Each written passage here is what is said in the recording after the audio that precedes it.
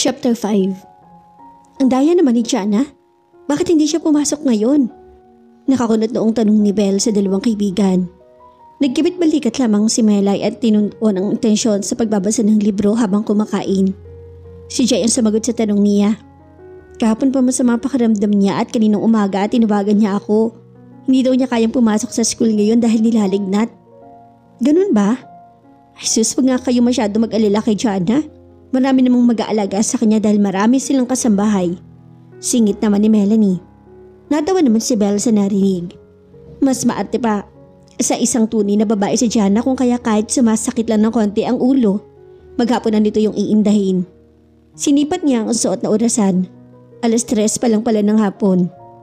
May isang oras pa bago ang sunod na subject nila kaya nagtungo na muna sila sa school cafeteria para kumain ng merienda. Siyempre pa ay siya ang nagpumilit sa dalawang kaibigan na kumain muna sila. Mabilis siyang magutom kaya mayat maya rin kung kumain siya. Siya ba? Nagtataka nag-angat si Belle ng tingin nang marinig ang isang maateng tinig sa harap niya. Yes, nakakunot noong tanong niya sa 4 na babaeng nakatayo sa kanyang harap. Matalim ang tingin sa kanya ng mga to na animo ay nakahanda siyang dambahin anumang oras. Ikaw ba si Belle? Tanong ng isang matangkad na babae na nasa gitna. Maputi ito at kulay blondie ang buhok. Sa palagay niya hindi ito purong Pilipina. Dahil mistisa at may kulay asul na mga mata, malaki ang hawig nito sa artistang si Bea Pinene. Ang ganda niya, namamanghang sabi ni Belle sa sarili. Ngayon lamang niya nakita ang babae. Sa laki ng campus nila at sa dami ng sikat na magagandang estudyante, hindi na siya nagabalang kilalanin pa ang mga to dahil baka ma-insecure lang siya. So, ikaw pala ang pinalit sa akin ni Kalum. Iyak! Nakangibing dinuro siya ng babae. Seryoso? Mas matatanggap ko pa siguro ang Asian na bakla si Kalum kaysa ang sabihin ng mga tao sa campus na ikaw ang babaeng ipinalit niya sa akin. Pumilantik ang mga daliri nito at nag-iinsultong inirapan siya. Agad na namutla si Belle sa ginawa nito. Hindi siya sanay na makipag-away dahil pinalaki siya ng mga magulang na may respeto sa kapwa. Narinig niya malakas sa pagsingap ni Melanie. Si Jai naman ay nasa tabi niya. Tumayo na rin at dinuro ang babaeng nagtaray sa kanya. Teka nga miss, magdahan-dahan ka sa mga sinasabi mo. Gusto mo ba na pasakan ko ng tinidor yung huso mo? Naniningkit ang mga matang banta ni Melanie.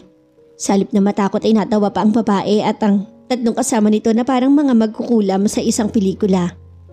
Mga walang breeding? Yak! At sino kayang walang breeding? Baka kayo. Kumakain kami rito tapos bigla kayong lalapit para lang bastusin ang kaibigan namin? Naghahanap ba talaga kayo ng away? Singhal ni Jai. Hinawakan nito si Belle sa isang braso para pigilan. Pinsan nang ipinatawag ng teacher nila si Jai dahil sinuntok nito ang isang lalaki na nambastos sa kanya noon. Kung papatulan nito ang babae ngayon, baka tuloy nang maapektuhan ang scholarship nito. Nasasaktan tumingin si Belle sa babae. Alam naman niyang hindi siya pwedeng ikumpara sa ganda nito, pero dapat bang ipamukha nito sa kanya ang mga bagay na meron to at wala siya? Pinigilan niya ang pagpatak ng mga luha at tahimik na napayuko. Narinig niya ang tawanan ng ibang mga estudyante na naroroon at nakadagdag pa rin sa sakit na nararamdaman niya. Ang kaibigan mo ang pagsabihan mo, hoy taba! Salip na dumikit ka kay Kalum. Pwedeng tumambay ka na lang sa kusina ng bahay niyo at kumain ka na lang buong maghapon para mas lumaki ka pa hanggang sa hindi ka na makapaglakad. Tigilan mo na nga boyfriend ko. Ex-boyfriend. Natigilan si Belle nang may pamilyar na kamay ang basta na lamang humila sa kamay niya palayo sa atribidang babae. Kalum? Gulat na nag-angat siya ng tingin sa binata. Ngayon lamang niya nakita na ganoon kaseryoso ang anyo nito. Halata nagpipigil ang galit habang nakakuyom ang isang kamay. Ganyan ka na ba talaga kadesperada, Pia? Ilang beses ko ba dapat sabihin sa'yo na hindi na ako babalik sa'yo? Nagngangalit ang mga ngipin na saad ni Kalum. Pia? Panghalan pala mga ay sopestikada na ang dating. Talagang wala siyang laban sa babae sa kahit ano pang aspeto. But baby, I need you. Please come back to me. Bigla ay nagbago ang reaction ni Pia nang makita si Kalum. Parang basang sisiw na nagmamakaawang hinawakan ito ang isang braso ng binata. Umiwas naman si Kalum at matalim na tinignan to. Ikaw ang unang sumuko. Niloko mo ko kaya wala kang karapatan na sabihin sa akin na kailangan mo ko. At lalong wala kang karapatang pagbanta ng mga taong mahalaga sa akin. Hindi nakaligtas kay Belle ang malakas sa pagsinghap ng mga estudyanteng nakarinig sa sinabi ni Kalum. Kulang ang salitang pagkagulat para mailarawan niya ang eksaktong nararamdaman ngayon. Pakiramdam niya ay tumigil sa pag-inog ang mundo. Nawala ang mga tao sa paligid, ang mga gamit na naroroon. Ang tanging nakikita lamang niya ay ang maamong mukha ni Callum. Ang sinseridad sa mga mata nito nang magtama ang mga mata nila. Napaigtad siya ng pisilin nito ang kamay niya. Ang kanina pa niya pinipigil ang emosyon ay parang tulian ng sumabog. Kusang pumatak ang mga luha niya kaya napilitan siyang muling yumuko. Ha? Ano mapapala mo sa matabang yan? Hindi mo siya pwedeng isama sa mga gig ninyo. Kapag sumikat ka na, may papangalandakan mo ba worldwide na ang girlfriend mo ay isang dabyana? Mag-isip ka nga, Callum. Sigaw ni Pia at namumula na sa labi sa galit ang buong mukha. I really don't care. Anong problema kung mataba siya? Sa tingin mo ba mas nakakalamang ka na dahil hindi ikaw ang nasa posisyon niya? Kung sumikat man ako, nakahanda akong ipakilala siya sa buong mundo. Nakahanda akong sabihin sa mga tao na nasa tabi ko ang pinakamaganda at pinakamabuting babae na nakilala ko sa buong buhay ko. Callum, tumigil marahil ang pagtibok ng puso ni Belle ang marinig ang sinabi nito. Nagulat na lamang siya nang hilahin siya ng binata palayo roon. Dinig niya ang pagbabala ni Pia at mas lalo nagbigay ng labis na tensyon sa kanya. Magbabayad ka, Callum Oliver. Hawak ko ang alas. Babalik ka din sa akin. Hindi na pinansin pa ni Belle ang pagbawala ng babae. Tulalang tumingin lamang siya sa mga kamay nila ni Callum na magkadikit pa rin hanggang ngayon. Dinala siya ng binata sa bandang likod ng campus kung saan naroroon ang quadrangle. Nagulat siya na bigla itong humarap sa kanya at nag-alalang sinapon nito ang magkabilang pisngi niya. Naipikit na niya ang mga mata ng rumestro sa kanyang pamilya ni init na nagmumula sa katawan nito. Hindi dapat, Callum. Hindi mo dapat na iparamdam sa akin to.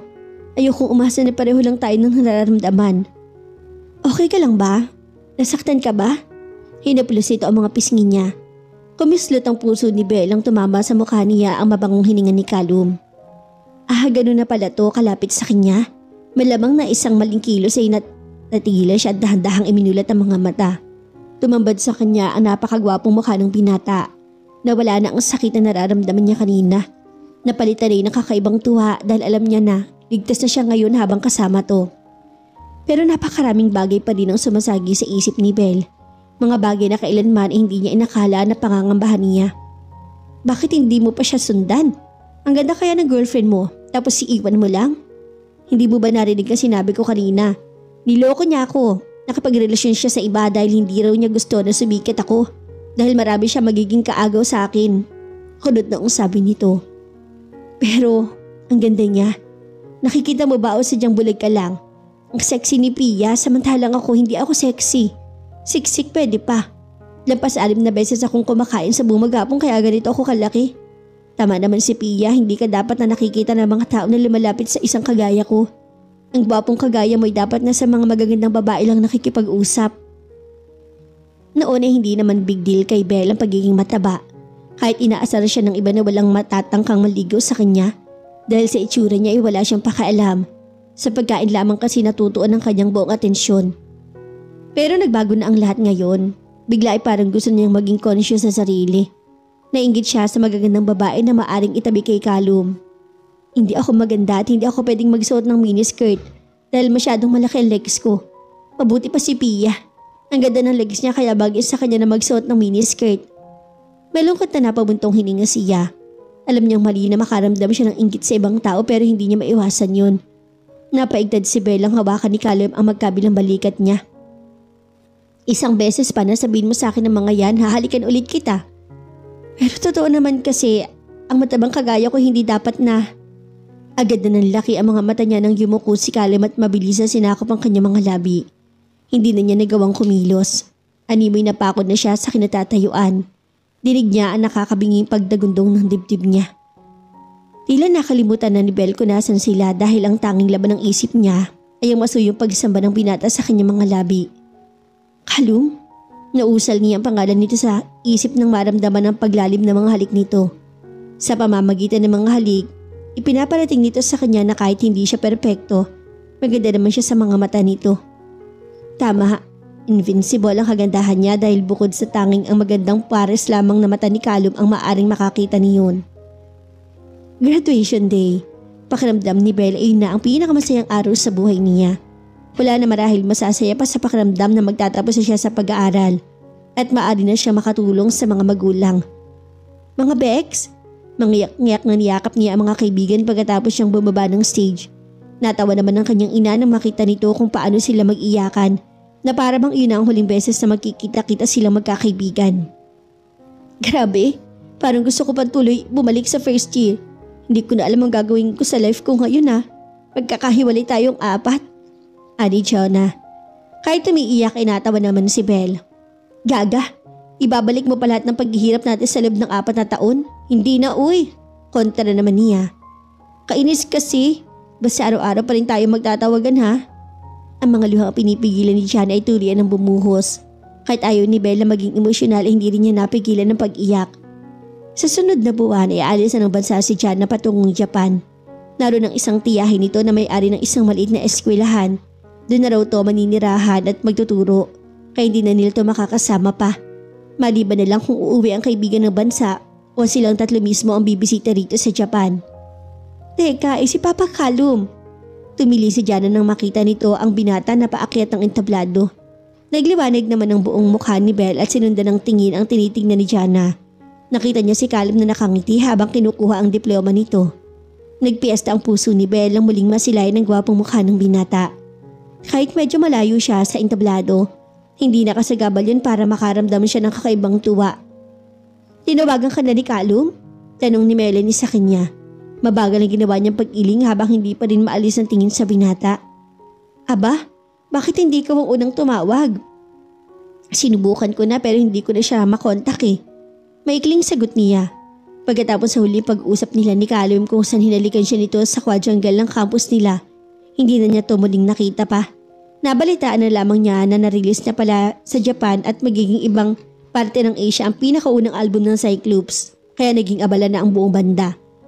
Hindi na nakikita pa ni Belle sa campus si Callum dahil may madalas ay nasa Japan na to. Ngayon na lamang ito magpakita dahil nga araw ng graduation nila. Alam niyang importante yun para sa binata dahil nais nito na maipagmalaki ng mga magulang. At ngayon nagbalik na si Callum ay may pagkakataon na siyang makausap to. Maaari na niyang itanong ang isang bagay na ilang linggo nang bumabagabag sa kanya. Mare, bumaba na ng stage si Callum, sundan mo na. Moment mo na, bilis. Napasingap si Belle ang yugyugin ni Jana ang isang braso niya. Daig pa niya ang alkansya dahil si ginagawa nitong pagyugyug sa kanya. Oo na, teka. Ani mo ay may pakpak naman ng mga paano sinundan niya ang binata. Sa halip na bumalik sa dati nitong pwesto imalis ito ng gymnasium kaya nagmamadaling sumunod siya. Sa dami ng mga taong nasasalubong niya, nahirapan na siyang habulin ng binata. Ilang beses niyang tinawagan ng pangalan nito pero hindi naman siya naririnig. Kainis. Nakita ni Belle na lumiko ang binata patungo sa quadrangle. Marahil gusto nitong mapag-isa muna. Masalo niya pang binilisan ng paghakbang para mahabol to. Hinihingil na siya at pawisan pa. Masakit na rin ang paa niya dahil sa suot na high heels. Callum! Halos mapugto na ang hininga niya nang isigaw ang pangalan ng binata. Yes! Nahigit ni Belle ang hininga ng dahan-dahan itong lumingon sa kanya. Bumakas ang matinding pagkagulat sa mukha nito nang makita siya. Ngumiti naman siya at kumaway. Habang sa kaliwang kamay niya ay tinatago ang kwintas ng graduation gift niya para dito. Buong tamis ang nginitian niyang binata. Sa wakas ay magagawa na niyang itanong dito kung ano nga ba ang estado ng relasyon nilang dalawa. Gusto rin niyang itanong kung bakit ba gustong-gusto siya nitong halikan. Bakit ito sinasabi na maganda siya at hindi ito nahiyang kasama siya. Callum, gusto mo ba ako? Ako kasi gustong-gusto kita. No, hindi lang pala kita gusto. Mahal na kita. Hi babe. Nagulat si Belle nang may lamalamyos sa tinig ang narinig niya sa likuran. Bago pa man niya lingunin ang may-ari ng tinig ay maating naglalakad na to at nilampasan siya. Pia, paano niya makakalimutan ng konti ng katawan ng babaeng nagpamukha sa kanya kung gaano kalayo ang agwat niya kay Callum. Kahit nakatalikod ang babae hindi maaring hindi niya ito makilala. Pakiramdam ni Belle ay gumuho ang mundo niya nang makita na nakangiting sinalubong naman ni Callum ang papalapit na babae. Iniyakap ni Pia sa kamay ng braso ng binata at naglakad na palayo ang mga to. Tigal-gal na pinagmasdan niya ang likod ni Callum. Nagsisikip ang dibdib na naikom niya ang dalawang kamay. Kung kaya lang marahil niyang durugin ng kwintas sa kanyang kamay ay ginawa na niya. Parang sasabog anumang sandali ang ulo niya dahil sa labis sa pagkabigla. Hindi pala para sa kanya ang mga ngiti nito kanina. Nagkamali lang pala siya na umasa na posible rin na magkakaroon ng damdamin sa kanya ang binata. Imposible lang pala ang lahat. Parang may milyong-milyong karayom ang tumutusok ng maraming beses sa puso ni Belle. Namalaya na lamang niya na itinapon na niya ang kwintas sa damuhan at umiiyak na tumakbo palayo. Sinungaling ka, Kalum. Hindi totoong maganda ako. Dahil kung totoo nga yun, bakit hindi akong kasama mo ngayon? Umiiyak na wika ni Belle. 2 years later. Tokyo, Japan. Sumimasen. Paulit-ulit na humihingi na paumanhin si Belle sa bawat taong nababangga niya. Ilang beses siyang kumuntik ng matumba dahil sa walang tigil niyang pagtakbo. Narinig niyang tumunog ang kanyang cellphone kaya nagmamadaling kinuha niya iyon sa loob ng bag at agad na sinagot ang tawag. Mahari, asan ka na ba?